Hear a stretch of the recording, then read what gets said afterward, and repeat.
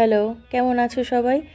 আজকে Sunday special lunch menu তোমাদের সঙ্গে চলো শেয়ার করি। আজকে বানিয়েছিলাম চিকেন কষা। তো চিকেনটাকে আমি ভালো করে পরিষ্কার করে ধুয়ে নিয়ে তার মধ্যে আদা রসুন লঙ্কার পেস্ট, সমস্ত গুঁড়ো মশলা আর 2 চামচ টক দই দিয়ে ভালো করে ম্যারিনেট করে আমি রেখে দেবো। আর সাথে দিয়েছিলাম 2 চামচ মতো সর্ষের তেল। ম্যারিনেট করা হয়ে গেলে এবার আমি ততক্ষণে আলুটাকে ভেজে নেব। গরম তেলের মধ্যে অল্প হলুদ আর নুন দিয়ে নিলে তেল কিন্তু খুব কম ছেটে।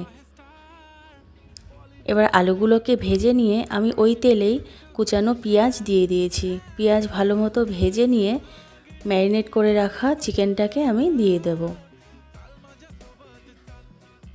এবার আঁচটাকে একটু কমিয়ে দিয়ে আমি আস্তে আস্তে মাংসটাকে কষিয়ে নেব।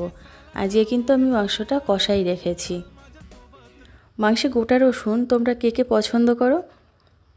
আজকে কষা মাংসের সাথে আমি করেছিলাম ফ্রাইড রাইস। সেই রেসিপিটা নয়তো আমি পরে কোনো ভিডিওতে তোমাদের সঙ্গে শেয়ার করব। এই ছিল আজকে আমার লাঞ্চের মেনু। তোমাদের আজকের লাঞ্চের মেনু কি ছিল আমাকে কিন্তু কমেন্টসে জানিও।